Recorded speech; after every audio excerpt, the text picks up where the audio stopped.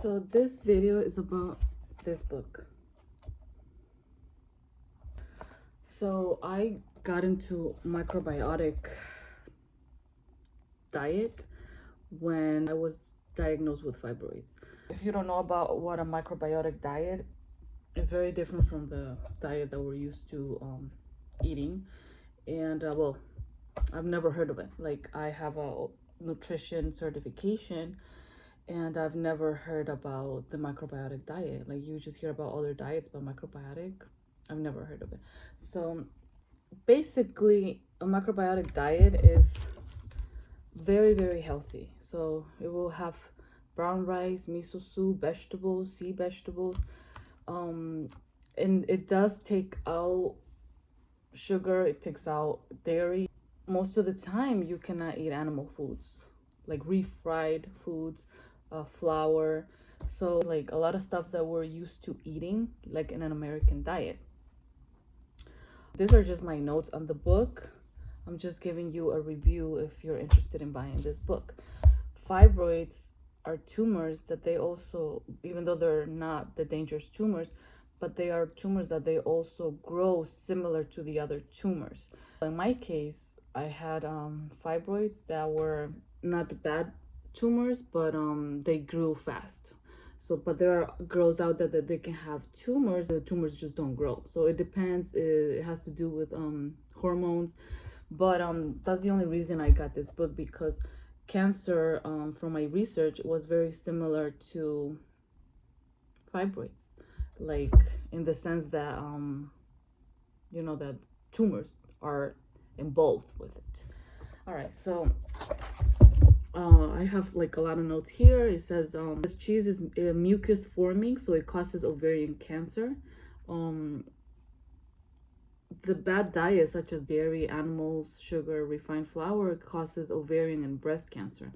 So it does talk about massages, you know, they do help. It talks about chewing the food. You know, sometimes we eat just so fast and we just swallow. When you eat, you want to make sure that you're really chewing. And this is not just from this book that I've read. I have also read this somewhere else, that you need to chew your food, and that's the only way that you're going to have better digestion. Now, it also talks about the emotional aspect. Make sure you're thinking positive, that you're relaxed. Going back to chewing, it does create a digestive enzymes that strengthen our immune system. So by keeping the food in your mouth longer, it's creating those enzymes. It's talking about exercise. You know, make sure you do some type of exercise, at least, you know, 30 minutes or an hour. It talks about stagnation, that it does cause tumors. This is similar to what I was just telling you. So when I went to Chinese medicine doctor, and when I had fibroids, I went to all doctors, like a naturopathic, I went to Chinese medicine, I went to, I think, Ayurvedic, I think that's how you call it. Those are the, I think, the medicine from India. And I went to regular doctors. So when I went to the Chinese medicine doctor, she did say that fibroids happen when there's stagnation. And stagnation just means that there's no movement, that is, there's a blockage, that there's like, it's not any flow going on. So this book also talked about that stagnation causes tumors. So now about sugar, that's a big one for me, because since I was little, like just in my country, I remember sugar was a big part of my diet. Like, my parents were not strict on what they gave me. Like, I would go to a store with my mom and she would like be okay getting me a lollipop, a cookie. So I grew up eating that. So it's very, very bad. Like, especially if you have that type of eating habit since you were little, it's really hard to like cut it off when you're an adult. So yeah, sugar is poison, and it suppresses the immune system and inhibits liver function.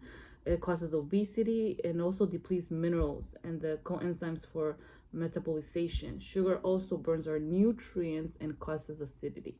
So what I've also heard about sugar is that it does deplete our vitamins, and one of the most important one is magnesium. And the magnesium is sometimes hard to get, so you do need a supplement. It also talks about eating whole grains, beans, sea vegetables, seeds, fish, and seldomly fruit. Now, this is a big one because there's a lot of dilemma about fruit. When I was also diagnosed with candida, I don't know if you know what candida is, but it's like a digestive problem. Like, it happens in the gut.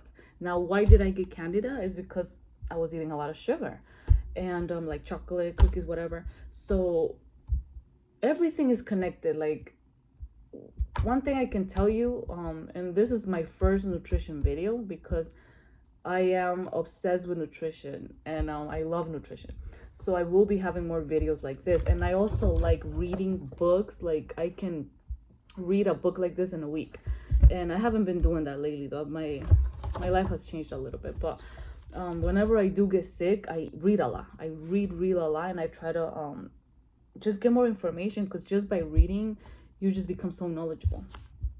All right, so I was diagnosed with candida, and or candida and it was hard for me to follow the diet, because the naturopathic doctor was saying that you need to go on a strict diet of just protein and vegetables. And I was like, how am I gonna eat just protein and vegetables? And he was like, cut the fruit, cut like the sugar, cut everything. You're just gonna eat every day. I think he said for like 8 months or 6 months, just meat and vegetables. And I was like, how am I gonna do that? So I didn't do it. Like, it was stupid of me not doing it, but I'm still trying to go back into that. So fruit is also food that is causing damage. If you already have candida, it's gonna cause damage because it has fructose. All right, so for me, like, leaving, like, just stop eating fruit is hard. Like, just getting out of my diet is hard. So it does talk about the miso soup, the miso paste. Make sure you do eat brown rice.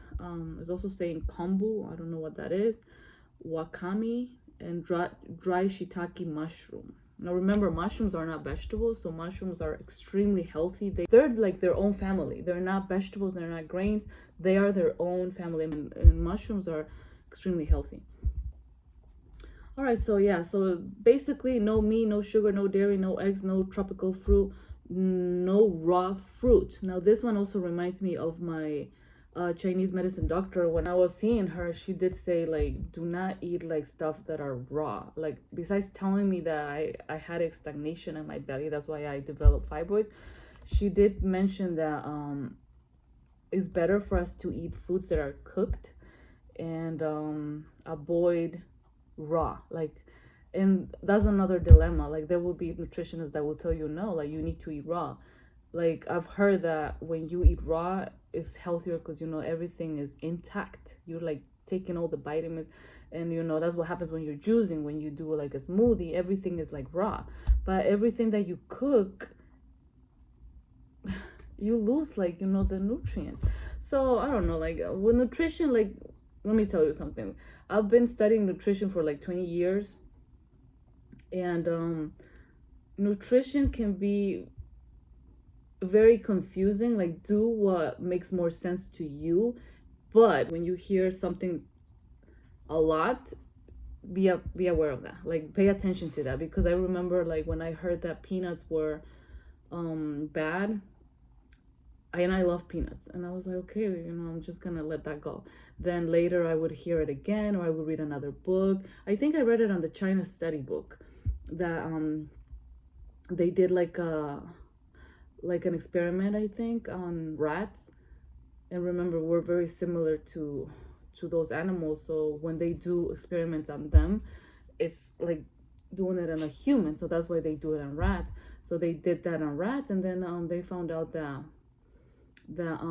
peanuts were giving people cancer, because it had like this, I don't know the name of it, but it had this like ingredient that it was giving them cancer. And people don't really advise, like, you know, for us to be eating like peanuts. And then I heard that, and I was like, okay. And then I read that, and then later I would hear it again, let's say on Instagram. And then when I hear something like from different sources, that's when I, like, you know, people are saying this for a reason.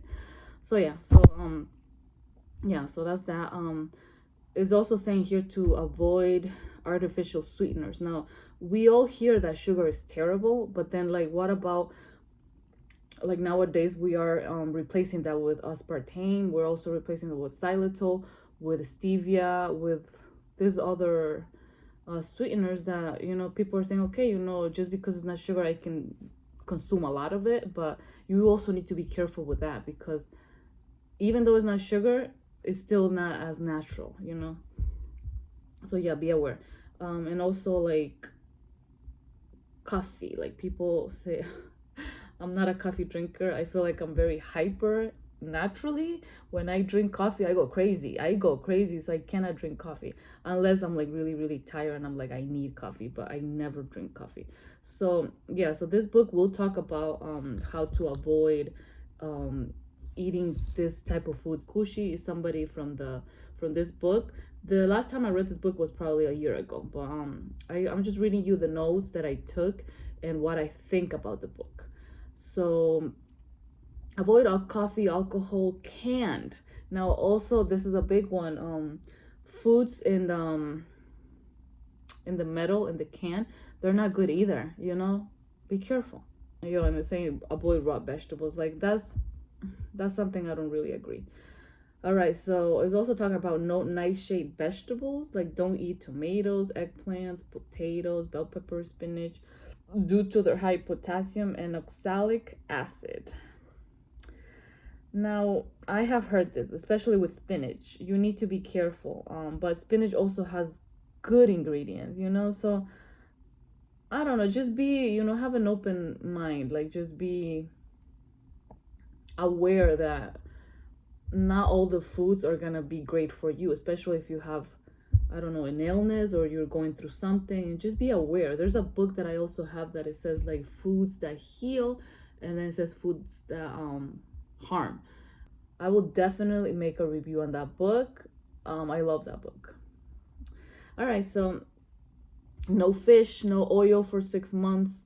Oil is a big one. When I was doing my diet for the fibroid reduction, there was a doctor that she did say no oil, and that made a big difference because I lost weight so fast, just not including oil. And I mean, like, no oil at all. Like, my diet was very very strict. Like, literally it was like no sugar, no cheese, no dairy, and it was mostly, and not even animal. Like, I think I was a vegetarian because I did this diet like 3 years ago. But yeah, like, I lost a lot of weight just excluding oil. Now with beans, it says you can do garbanzo, you can do dark green lentils. I love lentils. And then it says, like, make sure you exercise, because if you exercise, you're getting rid of toxins and you're getting rid of stagnation. And make sure you also do those massages. And then eat less but chew more. Now that's also like hard for me because I do tend to, like I said, most of the time I'm hyper. So when I eat, sometimes I do eat fast, and that's not good. You need to, like, especially like if you sometimes get stressed out easily, like me. When I'm stressed out, I eat fast.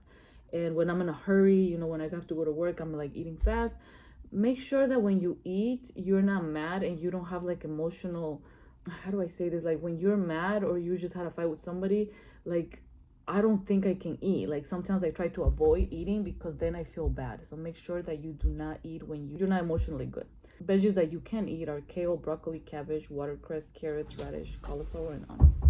When I read this book, it's very similar to another book that I'm gonna also make a book review. And I also got that book because of the fibroids. So I got this book because of my fibroids, and I also got the other book. Now it's similar, so it also talks about it in this book. That's why I was just looking for it. But it's a book about this doctor that he was told that he was gonna die, and then he ended up trying the microbiotic diet. He also had cancer, and then he did the microbiotic diet, and then later, like, the cancer was gone. So, and it was a really good book. Like, I think that was my favorite book when it comes to the microbiotic diet, even though this one was nice too.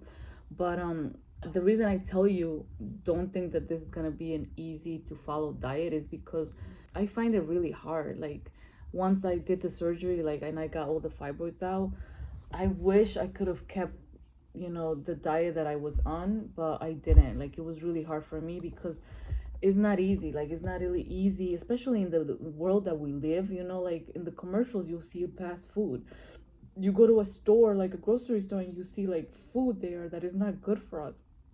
Like, just trying to be healthy in this world is hard. It's really hard. But go with a mentality that you are gonna see all this like foods and everything, and it's not gonna be easy, but it's possible. Especially if you have the motivation. Like I said, I had a big motivation to reduce those fibroids. I wasn't able to sadly. Those tumors kept growing. So even though I tried this diet, but again, I was not perfect. So yeah, like, this book is great. But again, be aware that the diet here is hard. And I'm not just saying this, but I don't know, I feel like eating healthy is not easy, but it's not impossible. Like, you can do it. You can do it if you put your mind to it, and if you really determined on changing your diet, changing your lifestyle, do it. Finding ways to eat healthier. Like, for me, I have a notebook that I write all the favorite foods that I like, like sweet food and salty food, like for dinner. So that kind of helps me, but I'm still not perfect. I'm trying to eat healthier.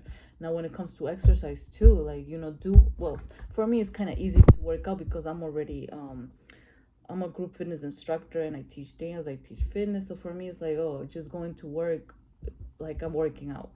But my advice is like finding what works for you. Like, do an activity, exercise that you enjoy, because that's the only way you're gonna stay with it. You're gonna stick to it. And but yeah, like, I wish you the best of luck. Again, the reason I got dizzy was because of my fibroids, and I wasn't able to shrink them. So I at least tried. I at least tried the diet, and I wish I can go back to it. That's why I kept this book. So I do read so much. I used to read more back in the day, but now I kept this book because I just love the way that she explains, everything. And then it just makes sense. It just makes sense because, like, the food that is out there for us is terrible, it's garbage. And then, like, this diet is healthy, but it does require a lot of dedication. It does require a lot of time. It does require sometimes even planning. Like, I don't know if you like meal prepping, because sometimes I've heard people that they just don't like anything that's in the fridge over one day. But yeah, I wish you the best of luck. You have the power to change your life, and I wish you the best of luck. You can do it. Again, it makes sense. It makes sense. Like, avoid all the garbage out there. Cook at home.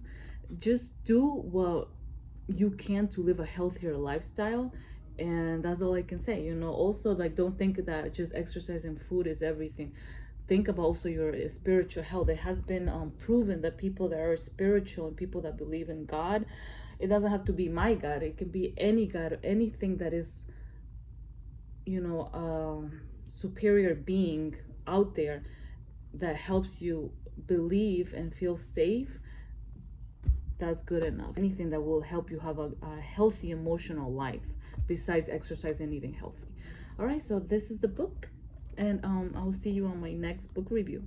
I wish you the best of luck, and God bless.